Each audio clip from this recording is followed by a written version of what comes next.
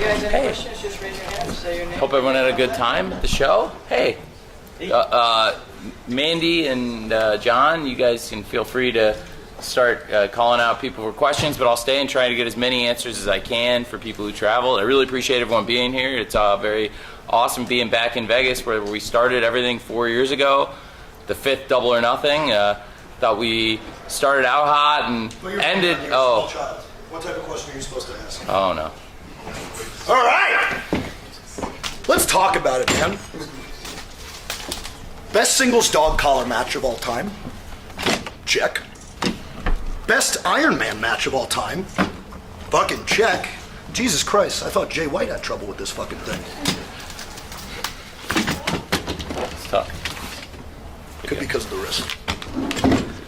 Best fucking four-way match. Fucking triple check. But people are still gonna hate. They can't help themselves. I mean, I get it.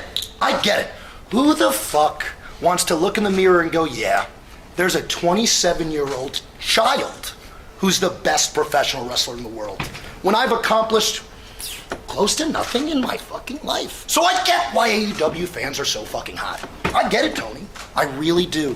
But I don't fucking feel bad for you. It's not my fault. I was just born to do this. Am I supposed to apologize for that, Tony Khan? I don't think so. That was a fucking rhetorical question. What I would like is non-rhetorical questions. That's what I would love. Also, anybody see what I beat Darby Allin with for a second time? Can somebody remind me real quick in the room? What was the maneuver? Oh, that's right! I beat Darby Allin twice with a fucking headlock takeover! Holy shit, that's embarrassing. You know, it's funny. It's getting to the point where I feel like me beating my competition with a headlock takeover kind of sums up my competition in general in this company. You're running out of motherfuckers to get that belt off of me. No offense. And it's getting fucking sad. Questions? Righteous Reg. Yeah. Podcast. Yeah, I know you. Wrestling Yeah. Illustrated. Now I work with your friend, unfortunately. He's kind of a piece of shit. You can laugh, it's fine. Off of Red Max, come on, I thought it was nice. Yeah, okay. Righteous Reg, PWI, Rhapsody Podcast. We know, why do you have to do that every time? I mean, because I have to let him know, Max. Whatever, man. You're the AEW World Champion, Max. Yeah, no shit, Triple B. Best in the world. Yeah. You weren't the last match of the show. You're right. Does that hurt you? Does No. that make you upset? No. Why the fuck would I want to roll around in John Moxley's blood? I'm fucking good on that, okay? No thanks. Also, realistically, whether it's this company or WWE, I think the world title having to go on last kind of is dead in wrestling. And also now, how many pay-per-views has the world title not going on last in this company? Well, Double or Nothing, several times that you were actually in the Stadium Stampede that went on that's true. That's after the world title at Double or Nothing 2021, and also in 2020, John Moxley versus Brody Lee. So, you know, at Double or Nothing, actually 3 out of the 5 years we've ended it with a wild multi-person match like this, and to have the world champion out there in a great match, I thought certainly there was a precedent for it, but the match itself was unprecedented. It was a great match. But yeah, I'd rather not run around in all that fucking mid-blood. Like, can we get real quick? It's fucking disgusting. Wheeler Yuta was in that match. You think I want to roll around in Wheeler Yuta blood? He was the only person who didn't bleed tonight, I think. Did he not bleed? He was the only one, I think. Wow. Congrats. All right, next. Dominic D'Angelo at freeshows.com. And I also work for Kevin Nash. Click this podcast. Kevin Nash, I know Kevin. He's a big mark for my shit. He's also literally He's a big dude. mark. Yeah, he's big. He's very big. But question I kind of wanted to tie into that. Yeah. What do you kind Your of eyes see? are kind of like this, so it's hard. Which one do you want me to look at? This one. Okay, We'll go with the this left one. eye. Left Well, eye it's with my the left, your right. Yes. That's right. Yeah. That's all right. So, question I kind of have though is when it comes to the younger stars and some of the people that you work with, and you said it yourself, there's like not a lot of competition happening there. What do you think people could learn, younger talent could kind of learn from somebody like a Kevin Nash or somebody with the mindset that you kind of have for wrestling? I think what you can learn is what we're seeing now. I posted on social media, and social media is a dirty, dirty drug these days. I almost wish I never go on social media because it's filled with, let's be honest, 7%. This is actually a factual stat that I'm hitting you with. 7% of our audience, overall audience, is using Twitter. It's essentially an echo chamber. And when you think about professional wrestling takes, I liken it to somebody going to a restaurant, eating the food, and then bothering to get on their phone and write a Yelp review. Raise your hand if you've actually written a Yelp review. There's not a single person in the room who's done that, because that's fucking lame as shit, and you should have better time, to do other shit. Grow the fuck up. But I posted something on the dirty social media, and I said what I wish people would learn is wrestling fans are bloodthirsty, disgusting marks that don't care about our well-being, right? Nobody gives a fuck that my forearm's fucked. You don't care. You were just fucking amped that you saw me fucking dump Darby Allin on his head. Granted, so was fucking I. But still, you don't give a fuck about us. You pretend you do, but you don't give a fuck about us. You care about us just as much as, I don't know, the fucking leader of the Romans cared about his fucking gladiators. You don't give a shit.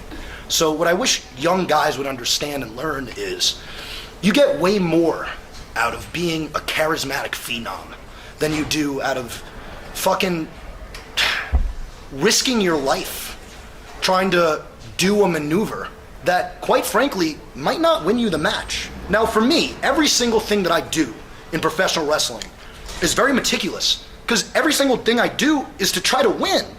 I'm not trying to waste my fucking time out there. Now, I will do some things to prove a fucking point, like a fucking headlock takeover, but I digress. Stop being fucking idiots. These people don't pay your salaries. Grow up. Next question.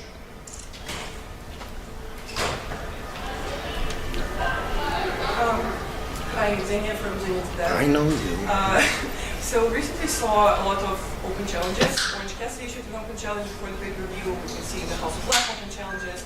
How do you feel about that? Feels like work fucking smarter, not dumber. That's the dumbest shit I've ever heard in my fucking life. Why the fuck? Dude, again, let's talk about bad takes. MJF needs to wrestle more. Every time I wrestle, first of all, it's a fucking classic. So, I don't have a point to fucking prove. I wrestle when I literally have to. I don't get paid by the fucking hour. Do I get paid by the fucking hour? No. Nope. I get paid by a winner's motherfucking purse. Right? But, when you're the world champion, that winner's purse is fucking fat, dude. So I don't have to wrestle all the fucking time. So let that Mark Orange Cassidy wrestle every single fucking week. I'm a star. I don't need to wrestle every fucking week. I wrestle when I feel like it. Next question. Hi, Mark Hope Show, 101.5 FM K down here in Las Vegas. Congratulations on your victory tonight, sir. Congrats on having type 3 diabetes, Mark. How may I help you? Not quite. Pretty fat, but it's okay. What's your question? Yeah. Well, you just said to Tony that you're running out of challenges. What do you want your next challenge to be? I don't give a fuck, man. Fuck. I'm just gonna pin him and he's gonna pay me and that's the end of the story. And look, you wanna get real? Okay. I think everyone's scared.